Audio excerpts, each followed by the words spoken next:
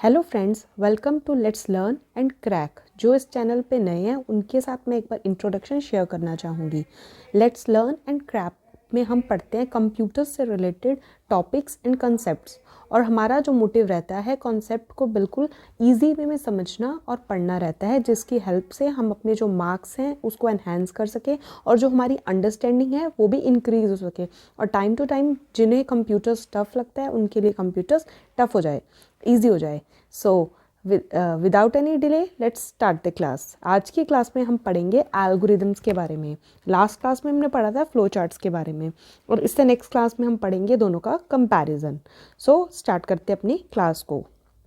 हम स्टार्ट करते हैं क्लास की beginning with the definition of algorithm. What is an algorithm?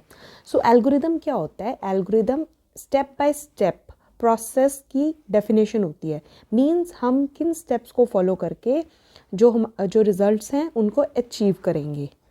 So algorithm क्या है? फाइनाइट वेल डिफाइंड रूल्स हैं या इंस्ट्रक्शंस हैं जिसको हम फॉलो करके अपनी जो प्रॉब्लम है उसको सॉल्व करेंगे। मीन्स इनपुट को किस में कन्वर्ट करेंगे? आउटपुट में कन्वर्ट करेंगे। सो जब हम बात करेंगे एल्गोरिदम के स्टेप्स की, तो उसका पहला फीचर क्या रहता है? वो फाइनाइट होते हैं। Finite means that can be counted. ठीक है, जो स्टेप्स होंगे, नंबर ऑफ स्टेप्स होंगे, वो फाइनाइट होंगे, उसको हम काउंट कर सकते हैं। दूसरी चीज़, वो वेल डिफाइंड होते हैं। उसमें कुछ भी अनएम्बिग्यूस नहीं होता, उसमें क्लैरिटी होती है। क्या इनपुट्स रहेंगी, क्या प्रोसेसिंग के स्टेप्स रहेंगे, और क्या एक्सपेक्टेड आउटपुट होगी। इन्हीं चीज़ों को ध्यान में रखते हुए कोई भी एल्गोरिदम डिफाइन किया जाता है या उसको डिज़ाइन किया जाता है। सो this is the definition of algorithm. So algorithm क्या है? उसमें फाइनाइट और वेल डिफाइंड रूल्स हैं या फिर इंस्ट्रक्शंस हैं जिसको फॉलो करके किसी भी प्रॉब्लम को सॉल्व किया जा सकता है। सो अब एल्गोरिदम को और अच्छे से समझने के लिए लेट्स टेक एन एग्जाम्पल। सो अभी हमने एग्जाम्पल लिया है, हमारे पास 3 नंबर्स हैं। ठीक है, वो नंबर्स कौन कौन से? A B C. अब हमने क्या करना है, इसमें से A comma B comma C, इसमें से जो सबसे लार्जेस्ट नंबर है उसको फाइंड आउट करना है, और इसका एल्गोरिदम हमने उसको डिज़ाइन करना है। ठीक है, सो पहला स्टेप क्या हो गया? हम 3 वेरिएबल्स यूज़ करने वाले हैं, ए बी सी, वो हमने डिक्लेयर कर दिए। ठीक है, उसके बाद हमने इन तीनों का इनपुट वैल्यूज़ चाहिए। ठीक है, सो ए बी सी तीनों को हमने क्या करवा लिया? इनपुट करवा लिया। अब पहला केस क्या रखा? If A is greater than B. अगर ए ग्रेटर है बी से, फिर हम चेक करेंगे ए ग्रेटर देन सी, बी है मतलब ए बी से तो बड़ा है। दूसरा चेक कर लेंगे ए सी से भी बड़ा है।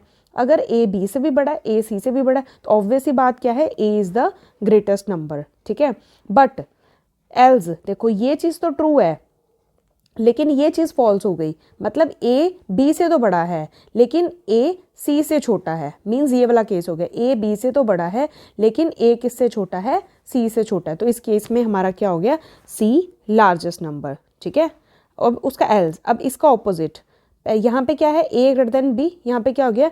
बी ग्रेटर देन ए। ठीक है, अब यहाँ पे हम दूसरा केस लगाएंगे, इफ़ बी तो बड़ा है ए से, लेकिन चेक करेंगे बी सी से भी बड़ा है। यस, अगर ट्रू है तो फिर उस केस में हमारा बी क्या हो गया? लार्जेस्ट हो गया।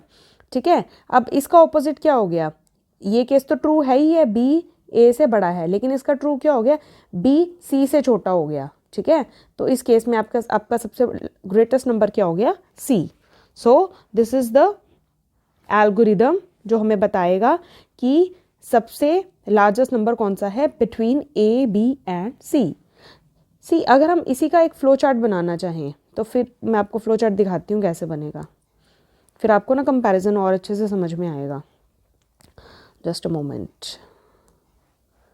ओके, नाउ देखो, हमने क्या अपनी लास्ट क्लास में सीखा था? टर्मिनल्स को हम रखते हैं ओवल शेप में। तो हमने सबसे पहले क्या किया?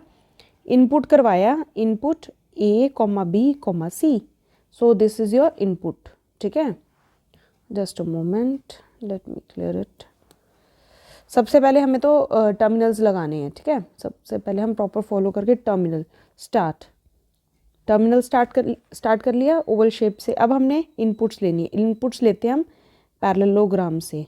सो input A comma B comma C, input ले लिया। उसके बाद हमने चेक करना है first condition, A greater than B, ठीक है। सबसे पहले हमने क्या चेक किया, A greater than B, true, मतलब A greater than B is true, means A यहाँ पे ग्रेटेस्ट है। उसके बाद हमने चेक किया ए ग्रेटर देन सी, अगर ये भी ट्रू हो जाता है तो ए बड़ा है, यहाँ से भी ट्रू होके हमने ए को क्या कर दिया, प्रिंट कर दिया, ठीक है। अब इसका ऑपोजिट क्या है, सी बड़ा हो गया है, ठीक है, तो यहाँ पे प्रिंट क्या हो जाएगा, सी। अब इसका फॉल्स वाला केस, फॉल्स वाले केस में आपका बड़ा कौन सा हो गया, बी बड़ा हो गया। अब हम कंपैरिजन करेंगे बी और सी का, बी ग्रेटर देन सी, अगर बी बड़ा है, बी ट्रू हो गया तो यहाँ पे हम प्रिंट करेंगे बी को, ठीक है। और उसी तरह अगर ये फॉल्स हो गया तो सी बड़ा हो गया तो हम प्रिंट कर देंगे सी को, ठीक है।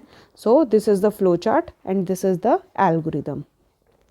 अब आपको क्लियर हुआ, जब हम फ्लो चार्ट बनाते हैं तो हम डायग्रामेटिक रिप्रेजेंटेशन करेंगे, और अगर हम एल्गोरिदम लिखेंगे तो हम स्टेप बाय स्टेप प्रोसेस को डिफाइन करेंगे, ठीक है।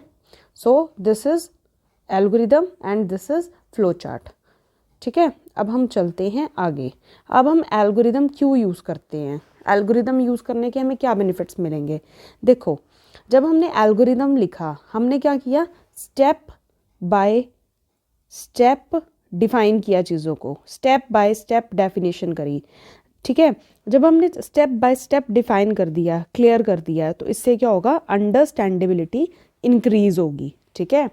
अब जब सब कुछ डिफाइंड है, सब कुछ क्लियर कट दिख रहा है, उसको देख देख के सिर्फ प्रोग्राम ही बनाना है, तो क्या होगा, डेवलपमेंट भी क्या होगी, क्विक हो जाएगी और इजी हो जाएगी, ठीक है। अब आपकी अंडरस्टैंडिंग भी बढ़ गई, आपकी डेवलपमेंट भी फास्ट है, इससे क्या हुआ, आपकी एफिशिएंसी भी इंक्रीज हो गई और आपकी कॉस्ट भी बच गई, ठीक है, क्योंकि आपने सब चीज़ों को पहले अच्छे से समझ के डिफाइन कर दिया। और इससे और क्या बेनिफिट मिला, जब आपका एल्गोरिदम डिफाइंड है तो उससे प्रोग्राम को लिखना बहुत इजी हो जाता है, तो आपका काम ऑटोमेशन मोड में आ जाता है। So these are the benefits, जब हम किसी एल्गोरिदम को यूज़ करते हैं तो हमें ये सब बेनिफिट्स मिलते हैं, या फिर इन सब बेनिफिट्स के लिए हमें एल्गोरिदम को यूज़ करना चाहिए। नाउ अगर हम एल्गोरिदम लिखें तो एक एल्गोरिदम की क्या क्या कैरेक्टरिस्टिक्स होती हैं, ठीक है। अब हमने पीछे पढ़ा कि जो आपका एल्गोरिदम है उसमें जो स्टेप्स हैं वो क्या होने चाहिए, फाइनाइट होने चाहिए, ठीक है, और साथ में वो वेल डिफाइंड होने चाहिए, ठीक है। मीन्स आपका जो आउटपुट है और जो इनपुट है वो बिल्कुल क्लियर होना चाहिए एल्गोरिदम में, क्या इनपुट्स आप दोगे, क्या आपकी एक्सपेक्टेड आउटपुट होगी, तभी तो आप बाद में प्रोग्राम को इन इनपुट्स और आउटपुट पे टेस्ट कर पाओगे। दूसरी चीज़, फाइनाइट मीन्स जो उसमें नंबर ऑफ स्टेप्स होने चाहिए या नंबर ऑफ प्रोसेसेस अगर डिफाइन कर रहे हैं तो वो फाइनाइट होने चाहिए। फाइनाइट का मतलब होना चाहिए उनको हम काउंट कर सकें। अगर आपका प्रोग्राम इनफाइनाइट लूप में फंस जाएगा तो आपको रिजल्ट ही नहीं देगा, वो सिर्फ एग्जीक्यूशन ही करता रहेगा, तो जो आपका पर्पस है वो सॉल्व ही नहीं होगा। इसलिए जो आपका एल्गोरिदम है उसके जो स्टेप्स हैं वो बिल्कुल फाइनाइट होने चाहिए। तीसरी चीज़, फिजिबिलिटी होनी चाहिए, मींस आप जो एल्गोरिदम लिख रहे हैं उसको आप अपने सिस्टम पे इम्प्लीमेंट कर पाएँ, तभी वो एक सक्सेसफुल एल्गोरिदम होगा।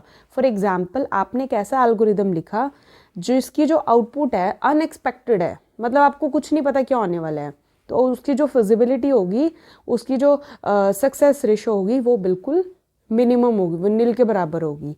तो इसलिए जब भी आप कोई एल्गोरिदम लिखें तो वो फिजिबली, टेक्निकली भी फिजिबल होना चाहिए, इकोनॉमिकली भी फिजिबल होना चाहिए, वो हर एंगल से फिजिबल होना चाहिए, मींस उसको हम प्रैक्टिकली इम्प्लीमेंट कर पाएँ। उसके लिए टेक्नोलॉजी, हार्डवेयर, सॉफ्टवेयर या कॉस्ट या फिर जो आपका प्रोग्रामर है उसके जो स्किल्स हैं, ऐसा कोई बैरियर नहीं होना चाहिए। Next is डिफाइनाइटनेस। डिफाइनाइटनेस का मतलब क्या होता है कि आप डिफाइन करेंगे कि आपके क्या इनपुट्स रहने वाली हैं और उस एल्गोरिदम से आपके क्या रिजल्ट्स अचीव होने चाहिए। Everything must be defined, unambiguous नहीं होना चाहिए, it must be clear, crisp clear होना चाहिए हर चीज़ एल्गोरिदम में कि आप क्या इनपुट्स दे रहे हैं, क्या आउटपुट्स आ रही हैं और क्या क्या स्टेप्स को फॉलो किया जाना चाहिए। इंडिपेंडेंट, जो उसके अंदर स्टेप्स हैं या प्रोसेसेस है वो इंडिपेंडेंट होने चाहिए। देन इफ़ेक्टिवनेस, जो आपका एल्गोरिदम है वो इफ़ेक्टिव एल्गोरिदम होना चाहिए, आप जो भी उसका जो पर्पस है उसको फुलफ़िल करें और आप उसको इफ़ेक्टिवली अपने प्रोग्राम में इम्प्लीमेंट कर पाएँ. So these are the characteristics of a good algorithm. Next कुछ एग्जाम्पल्स हैं जो हम मोस्ट कॉमनली यूज्ड एल्गोरिदम्स हैं जो हम अपनी डे टू डे लाइफ में यूज़ करते हैं. लाइक एग्जाम्पल्स हैं बाइनरी सर्च. बाइनरी सर्च क्या करती है, सर्चिंग में यूज़ करते हैं हम इसको. देन बबल सॉर्टिंग में यूज़ करते हैं. डिजकस्ट्रा एल्गोरिदम, ये हम यूज़ करते हैं नेटवर्क की ट्रैफिक को स्टडी करने के लिए. क्विक सॉर्ट भी सॉर्टिंग में यूज़ होती है. ब्रेथ फर्स्ट सर्च और डेप्थ फर्स्ट सर्च ये ग्राफ के एल्गोरिदम्स हैं. मर्ज सॉर्ट भी एक सॉर्टिंग एल्गोरिदम है. So these are the most commonly used algorithms. So अगर आपको वीडियो अच्छा लगा है, आपको ये कॉन्सेप्ट समझ में आया है, please like share and subscribe the channel. Now मिलते हैं नेक्स्ट वीडियो में. Till then take care and bye bye.